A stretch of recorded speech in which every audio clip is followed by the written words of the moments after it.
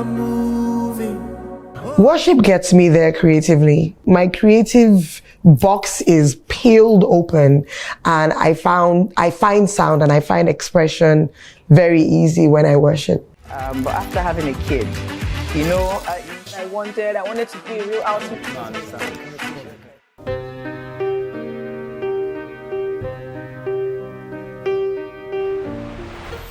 You know, waiting for 10 years can be difficult.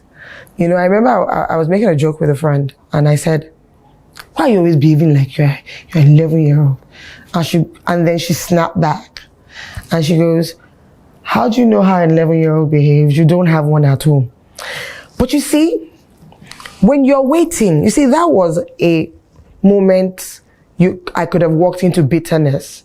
But I clapped back and said, because I was 11 at some point, duh. You know, you have to escape bitterness. you have to escape it like the plague, because you're going through what you're going through, and then carrying the weight of other people's expectations and other people's bad behavior is not your cross to bear. So when people say things that are mean, sometimes they don't mean to be mean. Sometimes people say things that are mean because it's an awkward situation and they're making a joke, they don't know how to make it. Sometimes people, sometimes. But then you have to protect, you know, there's something in the new album that says, I guard the territory of my heart. You know, you deserve to be happy. You deserve joy.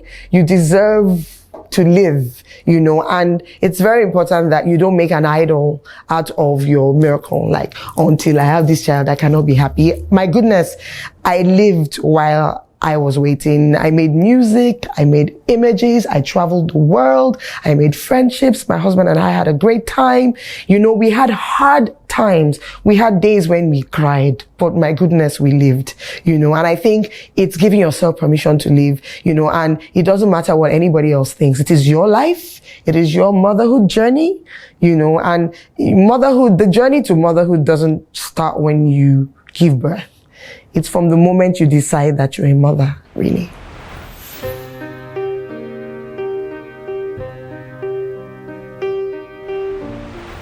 For husbands of wives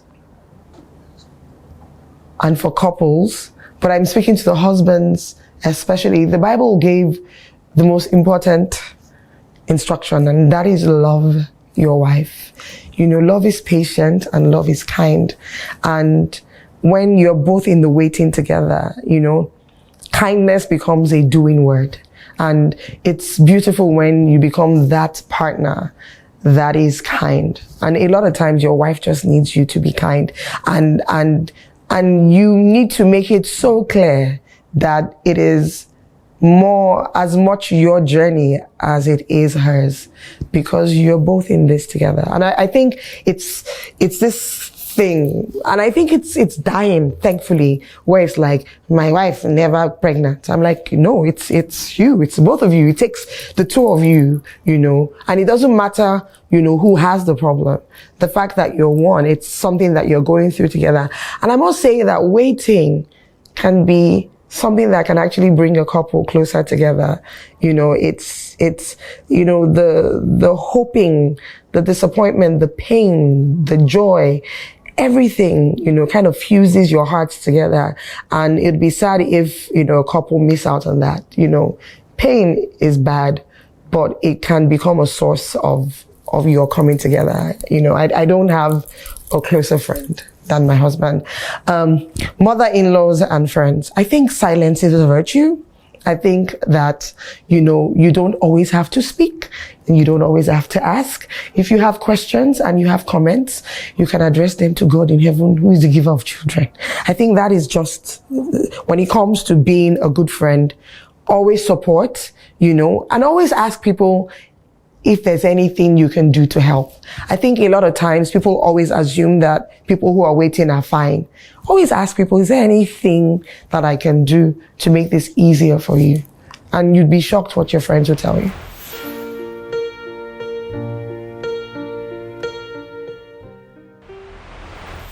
I think kindness is a universal language, and if you send somebody a bouquet of flowers and write a lovely note encouraging them and showing them that you love them and you are consistent, they will never misunderstand that. I think the problem a lot of times, I remember one day I went to the supermarket and I walked into a friend and she was like, get pregnant now. And she said it like, and then she now did like this. She snapped her fingers and it was as if when she, I've described this before, when she snapped her finger, it was like the sound of that snap, I felt it hit the wall and echo and just bounce from one wall to another wall and bounce back. And I'm thinking, I'm trying. I know you can just get pregnant, but I'm giving it everything spiritually. And if people were kind enough to realize that it's not going to be the same journey for every woman.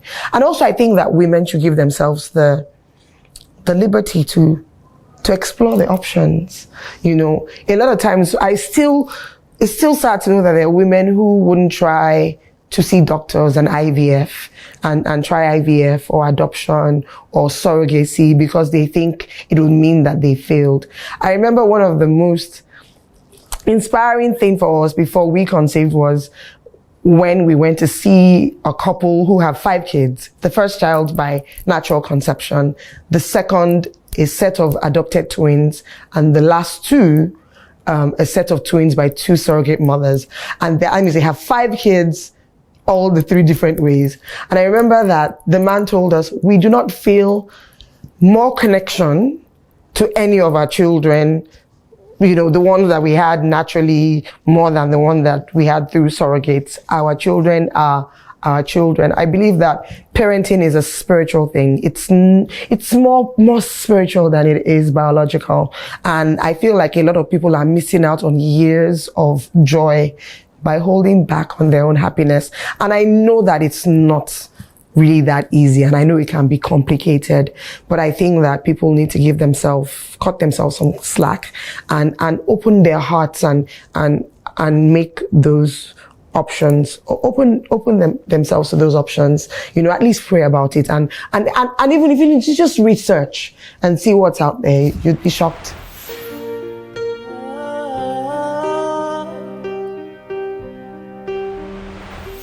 You know, when I had my children and I realized that, oh my God, the kids were literally born into a creative environment. My studio was on one side of the house and my house was on the other side and the kids didn't see the doors. They just walked into photo shoots and walked into music sessions. And so they've grown up around creativity. But as they've grown, I realized that they are incredible creative beings themselves. They make the most incredible, my song sings Hindi-like, rock-like, weird stuff that I don't understand, and you know, and they draw and they paint and they've got really incredible minds. And I think that even though they're in my environment, I think that they brought those things from heaven. I don't think I have much to do with the kind of minds that they have.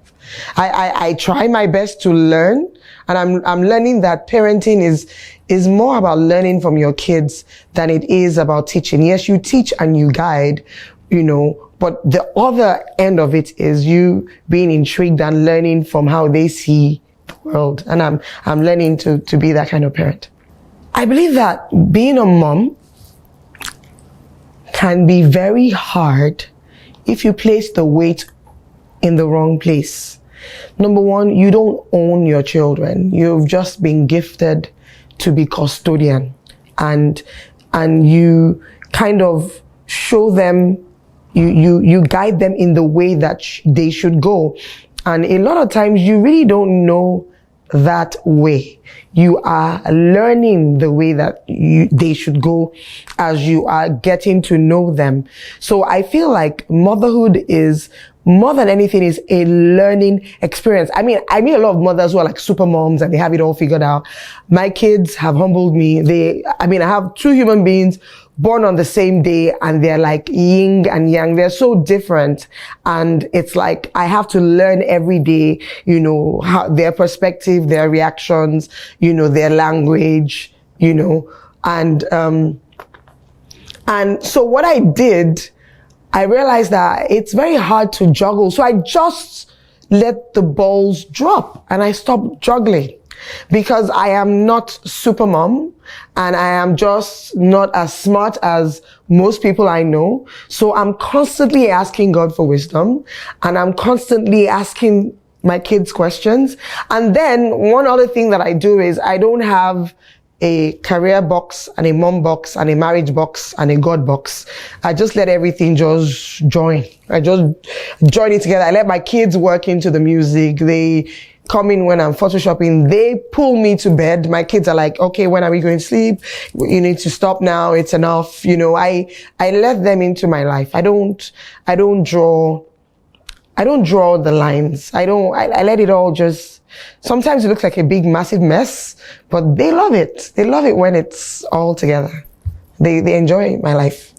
So the part that caught me was where you said that you're not that smart. I mean, a whole Ty Bello, please. No. I mean a lot of moms who, it's like that motherhood chip came from when they were born and they, you know, I was last born in my house. So I never had to change anybody's diapers, you know. So motherhood, I became a mother when I became a mother. And I was so overwhelmed. I remember when short story, when I had my kids, because I had a lot of complications when they were born, for the first few hours after they were born, I was under a lot of medication. So I didn't get to see them until the afternoon of the next day. And so when they said, oh, come and see your kids, if you see the way I was shaking, I felt like the kids were going to stand there like school principals saying, also a lot of goes on mentally when you just have a kid. You're not really on earth. You're like hanging between, you know, different worlds. And I thought they were standing there with Cain going, see your mates, you're already breastfeeding, you're just coming now. Look at you, you know. And then I walked in and for the second time, I saw them when they were born. I saw these people and I just fell in love with them. And I'm still in love with them and I'm intrigued by them. And I'm never shy to show them that I love them. And I don't think that's spoiling your kids, letting them know that they really are very special people. And I think motherhood is and maybe because it took me 10 years to have my kids, motherhood is the biggest gift that anyone can ever have. And I don't think it's not by having your own kids or birthing kids. I mean, being an aunt or taking care of anyone or birthing a dream or, you know, or having to be responsible for anything or mothering people or mothering an idea is one of the biggest gifts that God can give you.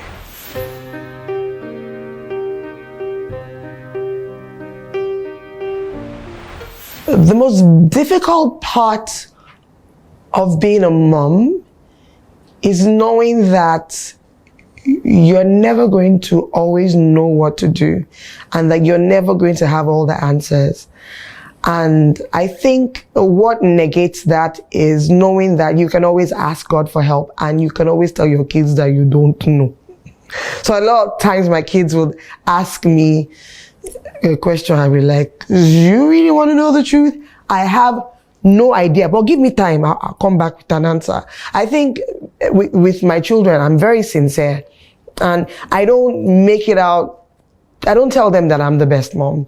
And of course they'll say, you mom, you're the best. And I'm thinking, I am. I feel good when they say that because I'm constantly asking questions and I always just wanted to be the mom that my kids need. I don't want to be the perfect mom for everybody else's child, but I just want to be the mom that my kids need. I think every child needs a particular type of mom. And I'm thinking, when God made those boys, and he looked at the crazy person that I am and decided of all the women on this earth, it is this woman that's who mother these ones, then they definitely needed me, for sure.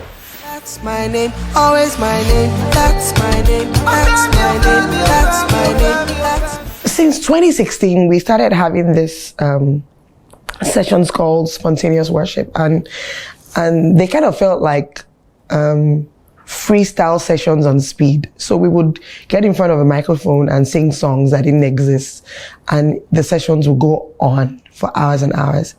And when we got right in the middle, the music would be so deep and spiritually it would be so charged and so beautiful that I was hoping I could make an album that kind of got people, like everyday people, into that beautiful space. And I knew that the way to do that wasn't to kind of create music that was too abstract for the average person to learn. I gave myself a creative challenge to take every genre of music that I loved, from Afrobeat to R&B to classical music to, to folk music, and then find a way to interpret that atmosphere and merge it with music. And it's been the most challenging musical experience of my life, but I'm very pleased with the response that I've had, people, the feedback that I've gotten from people.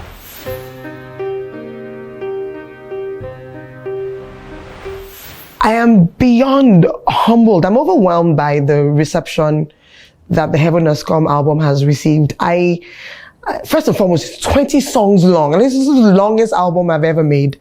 And, we tried everything to make it shorter. We had started with about 100 songs. We cut down to 50 and then cut down to 30. And then we sat very, very nicely at 14. And then just when we thought we were done, like 6 new songs emerged, and there was no way to pull anything out. It just felt like they stuck together and they made sense as a body of work. So it was very big risk to take for a generation that usually cannot handle things that are too long. But when I listen to people telling me how song number 19 is their favorite song, I'm like, how did you get to 19? I'm like, wow. And, it's been overwhelming. It's been very humbling. And I was hoping that people would be touched and that would be healed. But what's happened is way, way, way beyond what I prayed for.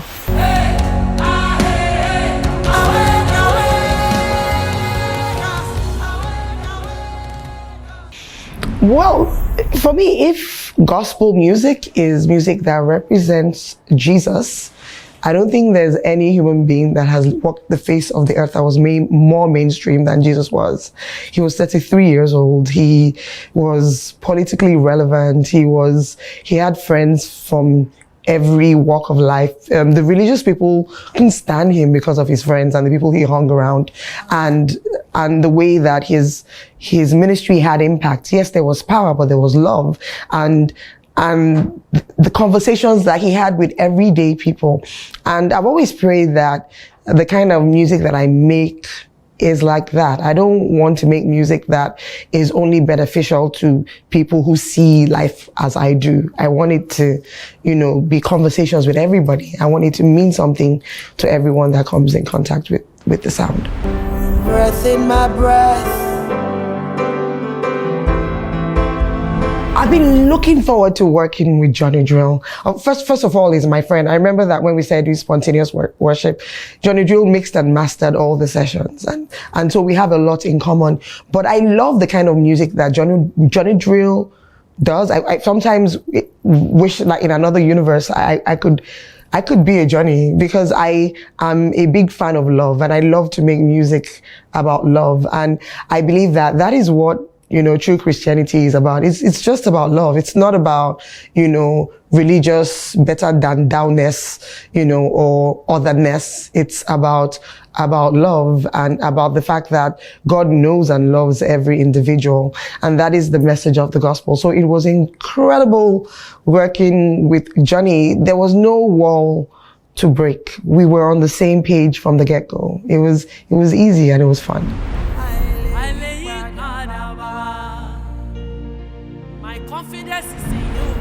I don't know how I released 2 albums in 17 months. And I felt like God wanted me to start on the next album. My manager was distraught because he wanted us to go on tour with We Are Fire. It was very well received. I mean, we made it to #1, and he was like, yeah, we're going to go on tour. And I'm like, we're going to make another album. And he couldn't understand why. Especially at the beginning, the first 5 months of making this project was grueling, because there was no clear sense of direction, and it was a lot of searching. And I knew that we needed to be patient and we needed to listen. So I remember when Corral, the person who produced like 85% of the music, came, he was meant to come to my house and stay with us for a week. 7 days. I ended up staying for 7 months. And the first few months was a lot of listening and listening to find out, what was that like sound or message or spirit that connected all the songs from over the years together. It was the hardest part was beginning. It was very hard to start. But once we started, it was like the music made itself. It was a lot of hard work. We would work almost every day. And I remember I'm also a full-time photographer, so I was shooting in between. Every time we were arranging music, I was photoshopping and tucking in somebody's double chain and had the producer right behind me. But for me, I also like a challenge. It was physically and emotionally tasking, but spiritually rewarding. Absolutely. Daddy, good morning. I awake to your morning light.